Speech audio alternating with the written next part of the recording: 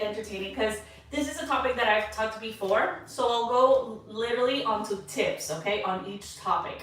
And then I'll get to answer your questions. Let's start with the first two most important after any surgery is your diet and your hydration. So diet wise, we want a high protein diet and we want healthy fats, okay? Healthy fats. What are healthy fats and why do we need to eat healthy fats after a BBL? So remember that when we're doing a BBL, we're taking fat from the abdomen, the back, and we're transferring to the buttock, but that fat doesn't have blood supply yet. Our body needs to create that blood supply, and that takes time. We want to create a good environment for our body to create that blood supply in order to nourish that new fat that was placed in the butt, okay? So we want to give our body the resources and everything that we need for good blood supply to form, and we keep as much as the fat that we transfer, right? That's the goal. We don't want to lose all the fat. We want that fat to survive. So your diet is extremely important, and it's not only those first few days. You have to maintain that diet at least for the first 3 months.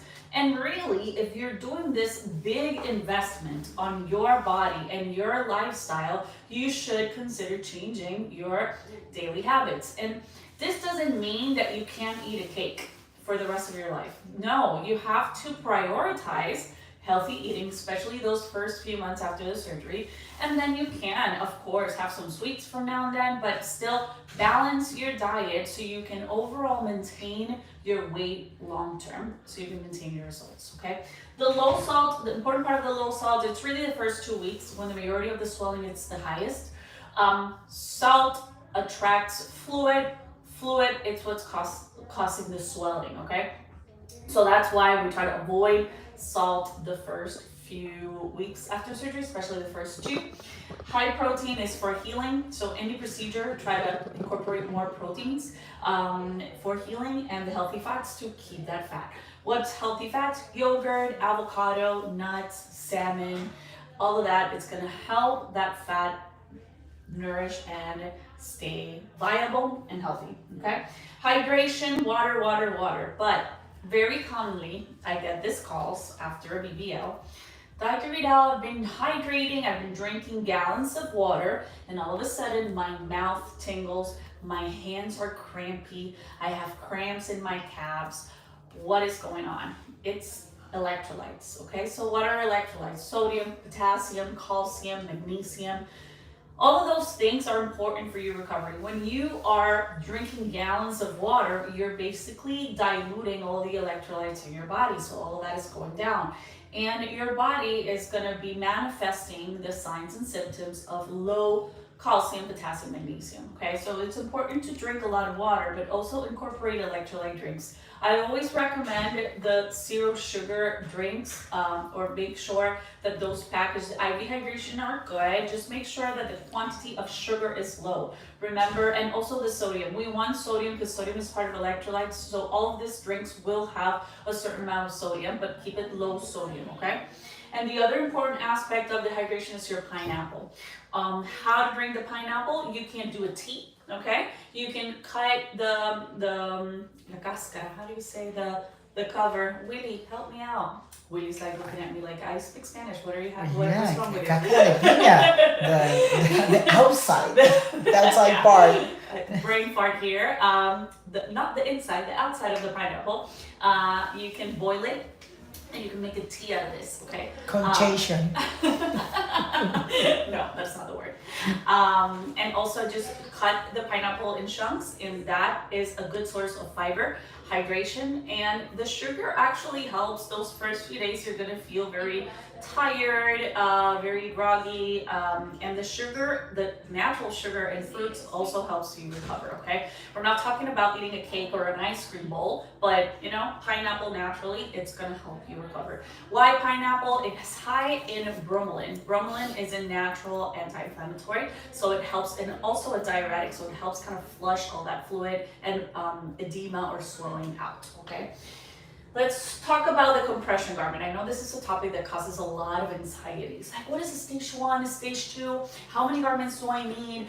Foams, fajas. So let's talk a little bit about that in summary. So this is the faja that we're gonna provide here for you. It's the stage 1. Why is it stage 1? And you can see here that the brand, it literally says low compression, okay? Stage 1 means low compression garment, which means that the fabric is not as tight, okay? It gives more, okay? So when you put it on, it doesn't cause that tightness, compression on the skin. Why? There's a lot of trauma after liposuction with the cannula, and the blood supply of the skin can be affected. We want the skin to recover from the trauma of the liposuction.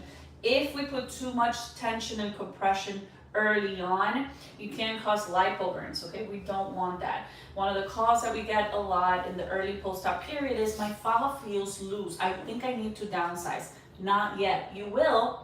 Not yet, okay? Those first 5 days after the surgery, you're gonna wear the comfy faja that I'm gonna give to you, and then you're gonna miss this comfy faja because you're gonna be in a tight garment, okay? So enjoy the time that you are with the stage 1, okay? And the stage 1, like I said, it's thinner and stretchier, okay? What faja should I buy after? So it should be a full body faja, okay? There's always concern about the hip area. Don't be. The amount of pressure that a faja puts on the hips and buttock area, it is not enough to cause capillary compression. So what do I mean by that?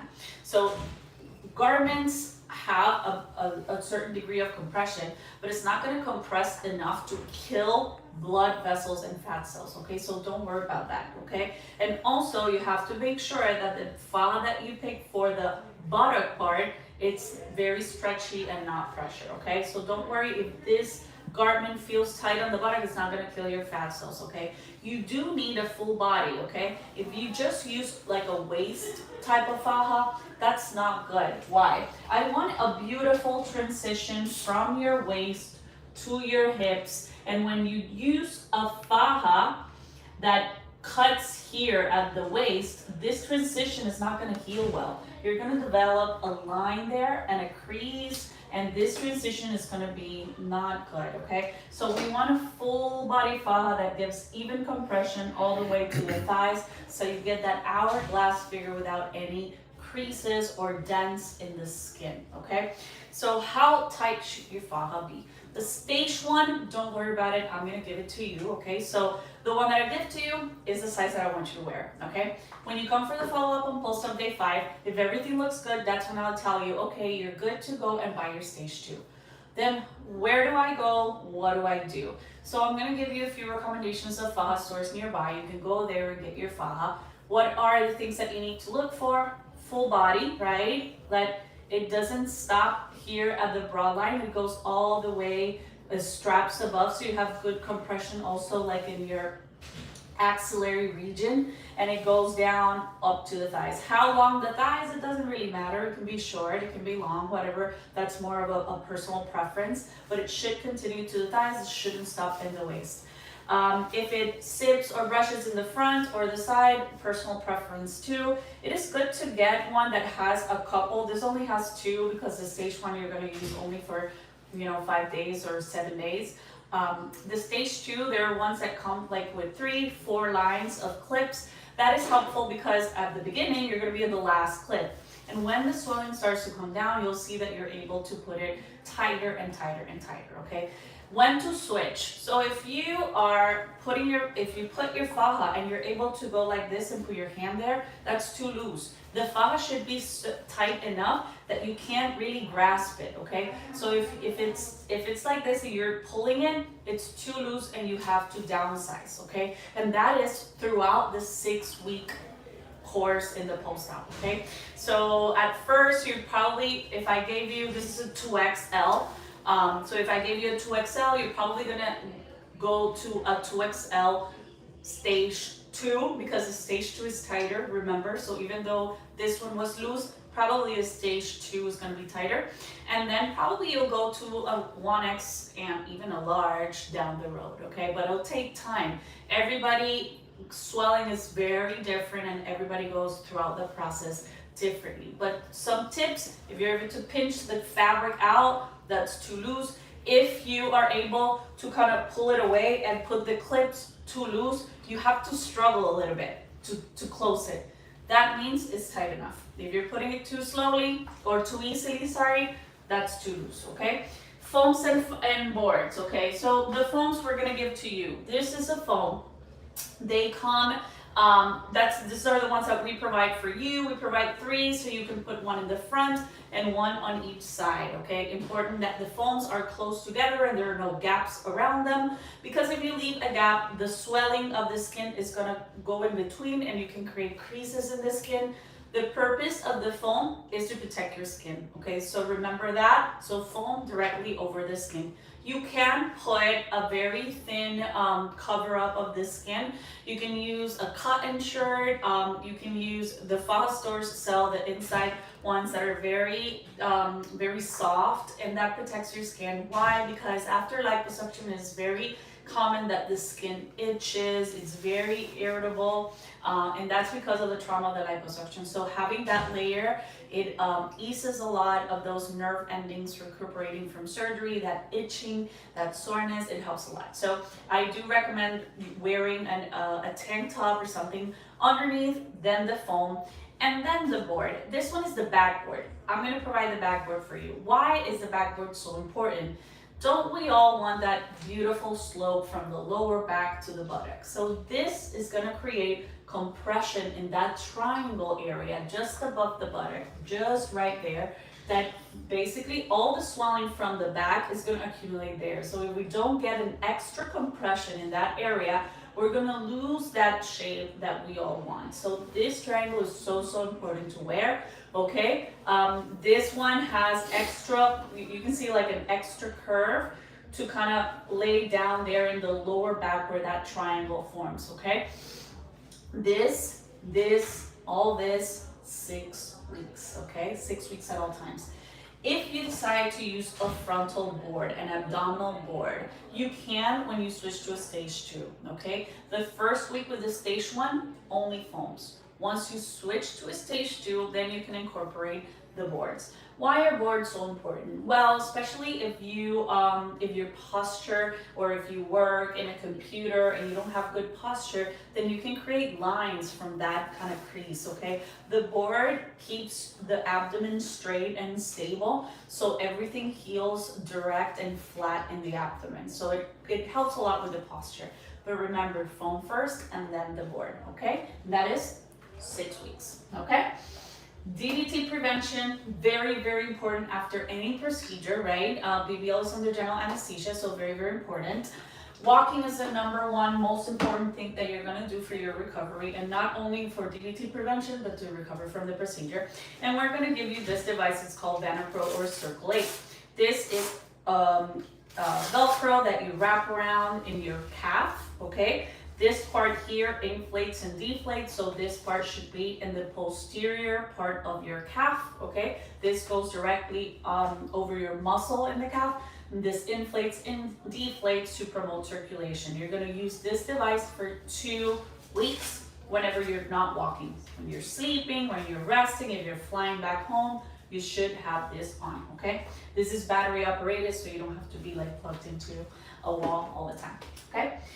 We talked about foams and boards already, your position. So you have to avoid pressure to the buttock and hip area, okay? So you have to try to avoid sitting for the first 6 weeks. What? What are you saying? Yes, but we have something called the BBL pillow. So this is, I don't really like this one very much because it's very hard. And there's another one, I didn't have it here to show you, but it has the indents for the thighs. And I think it's a little bit more comfortable, but this is the one that I had. There are different types, as long as it's rectangle. So you put it on under your thighs, okay? This goes under your thighs, so when you're sitting here, okay, not in the butt, when you're sitting, your butt is not touching the chair, okay? This you're gonna use for your flight back home, you're flying for surgery, you're gonna use it and for the reminder of your time for recovery those first 6 weeks to avoid putting pressure to the buttock and hips. Tips that I always hear But what do I do for the bathroom? So the bathroom is a really interesting thing that I've learned actually from you guys, my patients. It is helpful to sit facing the toilet, okay? So when you're gonna sit, your butt is not backwards, you're facing the toilet so that your butt is not touching the toilet. And that usually helps a lot of patients sit without the knee. The other thing, it's a female urinal. So you can find this on Amazon. It is a lifesaver for most patients because you don't have to take off your faja every time you need to pee. I'm gonna ask you to drink a gallon of fluid a day.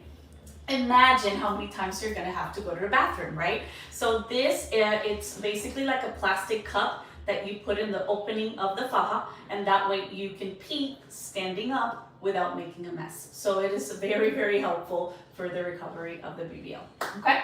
And the other part is sleeping. Sleeping, I'm gonna ask you to sleep in your belly, not in your back.